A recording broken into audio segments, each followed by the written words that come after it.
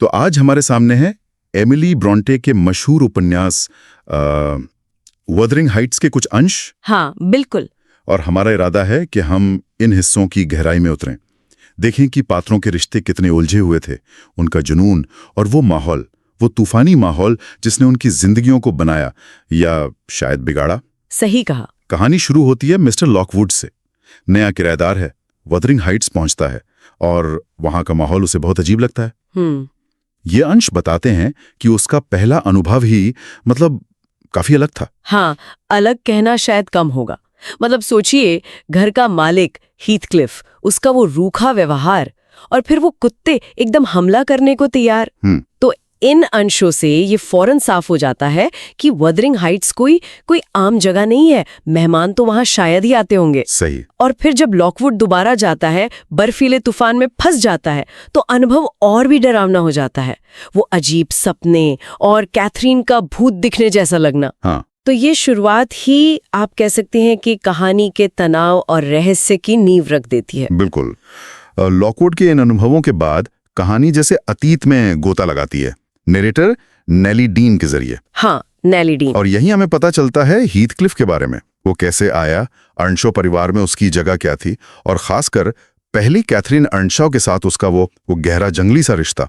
ये अंश इस पर काफी रोशनी डालते हैं कि कैसे मिस्टर अर्नशॉ तो हीथक्लिफ को मानते थे, लेकिन हिंडले उससे नफरत करता था और इसी से घर ने एक बंटवारा सा हो गया था। और यहीं पर वो कॉन्ट्रास्ट, वो फर्क साफ दिखता है। बिल्कुल।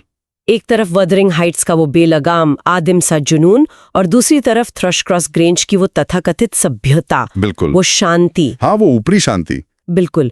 और ये अंश दिखाते हैं कि कैथरीन कैसे एडगर लिंटन की दौलत उसके सामाजिक रुतबे से प्रभावित होती है, उससे शादी का फैसला कर लेती है, जबकि वो खुद मानती है। हाँ, जबकि वो जानती है, मानती है कि उसकी आत्मा तो हीथक्लिफ से जुड़ी है। ये फैसला ये दिखाता है कि कैसे सभ्यता चुनने की कोशिश ही असल में कितनी विनाशकारी साबित होती है, उसके लिए भी और हीथक्लिफ के लिए भी। और कैथरीन की ये बातें हीथक्लिफ सुन लेता है अनजाने में और गायब हो जाता है। हाँ, सालों के लिए। और जब वो लौटता है तो कहानी बिल्कुल बदल जाती है। वो अब बदला हुआ है, अमीर है, और उसके मन में सिर्फ बदला है। बदला, हाँ। इन अंशों में साफ दिखता है कि वो कितने प्लान के साथ, कितने सिस्टमैटिक तरीके से उन सबको बर्बाद करता है जिन्हें वो अपने दुखों का जिम्मेदार मानता है। हिंडले का पतन, एडगर लिंटन के परिवार पे कब्जा। ये नफरत सिर्फ वहीं नहीं रुकती, अगली पीढ़ी तक जाती है। बिल्कुल। उसका बदला बहुत क्रूर है और सोचा समझा। वो युवा कैथी को अपने बीमार बेटे लिंटन से शादी करने पर मजबूर करता है। हाँ, ताकि दोनों जायदादें मिल जाएं। बिल्कुल। वदरिंग हाइट्स और थ्रशक्रॉस ग्रेंज दोनों पर उसका कब्जा हो जाए। और उधर हिंडले का बेटा हैरिंगटन, कैथरीन का भतीजा, उसे वो जानबूझकर अनपढ़ असभ्य रखता है, जैसे उसकी पहचान ही छीन रहा हो। लेकिन कहानी के बाद के हिस्सों में जब लॉकवुड वापस आता है तो कुछ अलग दिखता है। हाँ, ये बड़ा दिलचस्प मोड़ है। लॉकवुड देखता है कि युवा कैथी और हैरिंगटन के बीच कुछ पनप रहा है, एक उम्मीद जैसा। हाँ, कैथी इसे पढ़ना सिखा रही है। उस नफरत के माहौल में ये एक बहुत ही नाजुक सा अप्रत्याशित रिश्ता है। लेकिन इस सब के बीच हीथक्लिफ का क्या होता है? उसका व्यवहार तो बिल्कुल ही अजीब हो जाता है ना। बेहद अजीब।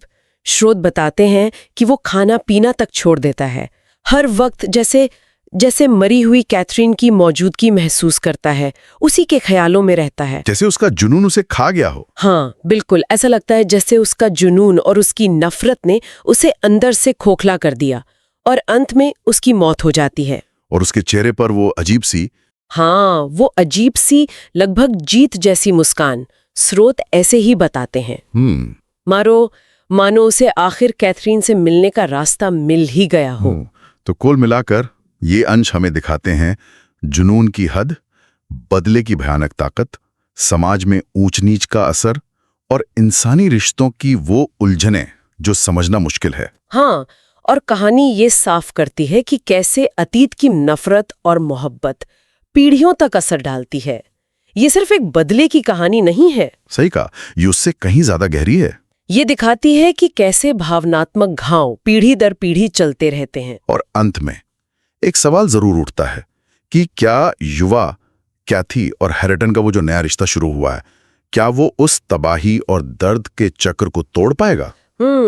ये एक बड़ा सवाल है। जिसे हीथक्लिफ ने शुरू किया था, या वुदरिंग हाइट्स की दीवारों पर हमेशा अतीत के साए मंडराते रहेंगे?